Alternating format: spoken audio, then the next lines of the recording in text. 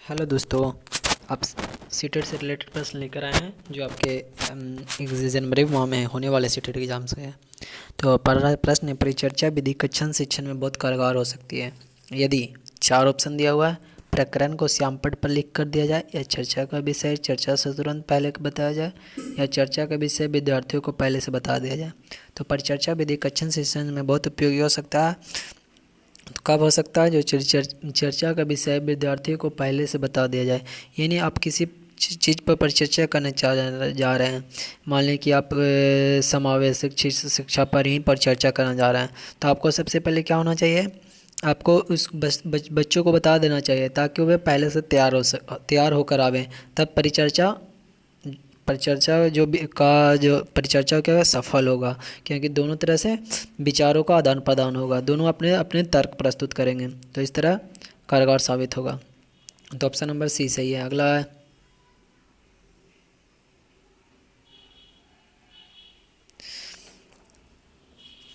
आप परीक्षा के दौरान कक्षा में, अगला प्रश्न है कि आप परीक्षा के दौरान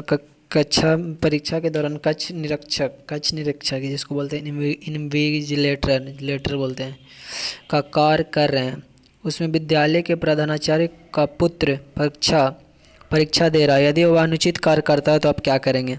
चार ऑप्शन दिया, आपको इससे रिलेटेड बताना है। तो इसका क्या, परिणाम की परवाह किए बिना उसे अनुचित साधन प्रयोग नहीं करने देंगे। यही इसका सही है कि यहाँ पर जो परिणाम की परवाह किए बिना उसे अनुचित साधन प्रयोग नहीं करने देगा। ऑप्शन नंबर बी सही है। अगला, समाजीकरण का अर्थ क्या है? चार ऑप्शन दिया है कि समाजीकरण का अर्थ क्या है। तो समाज में संयोजित करना, मतलब समाज के नियमों, समाज के साथ अंतःक्रिया करना ही समाजीकरण कहलाता है। समाजीकरण अंतःक्रिया मतलब समाज के साथ उठना बैठना, उसके नियम को, परंपराओं को, रीति को, रिवाजों को जानना ही समाजीकरण है। यानी समाज के द्वारा जो प्रचलित जो नियम कानून है उसको जानना। अगला प्रश्न है, प्रतियोगिता से एक उत्तम गुण का विकास होता है। तो कैसे होता है प्रतियोगिता से? लक्ष्य ऊंचा रखना चाहिए था, पराजय को कभी खुशी खुशी स्वीकार भी करना चाहिए, काम पूरा करके इनाम लेना चाहिए।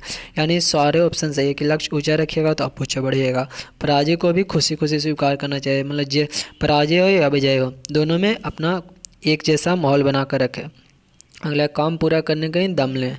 ये सारे ऑप्शन सही है। अगला, विद्यालय में कार्यानुभव के अंतर्गत नर्सरी तैयारी करानी है, किंतु छात्र काम करने में कतरा रहे हैं, तो आप उन्हें क्या करेंगे? चार ऑप्शन दिया है, तो इसमें से क्या करेंगे? स्वयं कार्य में भाग लेकर प्रेरित करेंगे। जब कोई बच्चा कार्य करने को नहीं है तो आप शिक्षक खुद उसमें लेगा, ताकि बच्चा को लगे अनुभव कि शिक्षक जब कार्य कर रहा है तो हम कार्य नहीं करेंगे। यानी मतलब आप स्वयं उसमें कार्य करने लगे, तब वह प्रेरित होकर करना शुरू कर देगा। हालांकि कौन सा पाठ आसानी से पढ़ा और याद कर लिया जाता है? तो कौन सा पाठ? आपको चार ऑप्शन दिया हो रहा है, तो जो क्या है विद्यार्थी की रुचि के अनुकूल हो वह क्या हो, पाठ तुरंत और याद कर लिया जाता है, जो आसानी से पढ़ा और याद कर लिया जाता है। यानी ऑप्शन नंबर बी इसका सही आंसर है। अगला हमारा प्रश्न है, बच्चों में संस्कार डालने के लिए उन्हें क्या करना चाहिए? चार ऑप्शन दिया है, तो इसका सही आंसर है अच्छा वातावरण प्रदान करना चाहिए, क्योंकि बच्चों का विकास डिपेंड करता है वंशानुक्रम इंटू वातावरण। तो वातावरण भी बहुत बड़ा फैक्टर है, वंशानुक्रम बराबर अच्छे संस्कार तभी होगा वातावरण जब अच्छा हो। अगला प्रश्न है हमारा, नारी स्वतंत्र का अर्थ है। तो नारी स्वतंत्र का अर्थ क्या है? 187 का आंसर बताना है। स्त्रियों को अपनी योग्यता, एबिलिटी और रुचि, इंटरेस्टेड के अनुसार कार्य करने के लिए आज़ादी देना, यही नारी स्वतंत्रता का मुख्य उद्देश्य है कि उसकी योग्यता है उसके अनुसार और उसकी रुचि के अनुसार कार्य करने की आज़ादी देना। अगला, विकलांगों की शिक्षा भी समान बच्चों के साथ होनी चाहिए, क्योंकि विकलांगों की शिक्षा भी समान, क्योंकि उसमें समान जीवन जीने का साहस आता है। विकलांगों की शिक्षा जब समान बच्चों की तरह होती है तो उसमें क्या होता है, समान जीवन जीने के लिए साहस आता है। अगला प्रश्न है, अध्यापक की जीवन शैली किस आदर्श के अनुरूप होना चाहिए? अध्यापक की जीवन शैली किस आदर्श के अनुरूप होना चाहिए? तो इसका सही आंसर सादा जीवन उच्च विचार। क्या होना चाहिए? सादा जीवन उच्च विचार। अगला हमारा प्रश्न है, आलोचनात्मक चिंतन का अर्थ है। तो आलोचनात्मक चिंतन का अर्थ क्या है? सकारात्मक चिंतन, नकारात्मक चिंतन, यानी ऑप्शन नंबर सी दोनों। अगला प्रश्न है, संपूर्ण शिक्षण व्यवस्था में सुधार लाने के लिए निम्न में से क्या आवश्यक है? संपूर्ण शिक्षण व्यवस्था में से अध्यापक की अभिरुचि में परिवर्तन, अध्यापक की अभिरुचि में परिवर्तन ही संपूर्ण शिक्षण व्यवस्था में सुधार लाने का एकमात्र विकल्प है, आवश्यक है, विकल्प नहीं और भी है। अगला प्रश्न, प्रतिभा संपन्न छात्र का स्वरूप सदैव एक शिक्षक बनने का होता है, इसके बारे में आपका मत क्या है? तो आपको 4 ऑप्शन दिया है, तो इसका से अंशतः सही है, अंशतः सही है, पूर्ण रूप में ना सही नहीं है, मतलब अंशतः सही है। अगला प्रश्न हमारा यहाँ क्या था, प्रतिभा संपन्न छात्र का स्वरूप सदैव एक शिक्षक बनने का होता है, इसमें अंशतः सही है। अगला प्रश्न है इसके, जब आप कार्य आरंभ करते हैं तो किस विषय पर अधिक सोचते हैं? 4 ऑप्शन दिया हुआ है, तो कार्य की प्रकृति में योजना पर क्या करते हैं? कार्य की प्रकृति में योजना पर ज़्यादा सोचते हैं, यानी ऑप्शन नंबर ए इसका सही आंसर है। अगला प्रश्न हमारा है, पाठचर्या का उद्देश्य होना चाहिए, तो पाठचर्या का कैसा उद्देश्य होना चाहिए? 4 ऑप्शन दिया हुआ है, तो पाठचर्या क्या भारतीय समाज और संस्कृति पर आधारित हो, क्योंकि कोई भी देश का पाठचर्या क्या होना चाहिए? भारतीय समाज, भारत के जो समाज है और उसके संस्कृति पर, ताकि बच्चे अपने समाज और संस्कृति को जानें और उसके विशेषताओं को समझ सकें।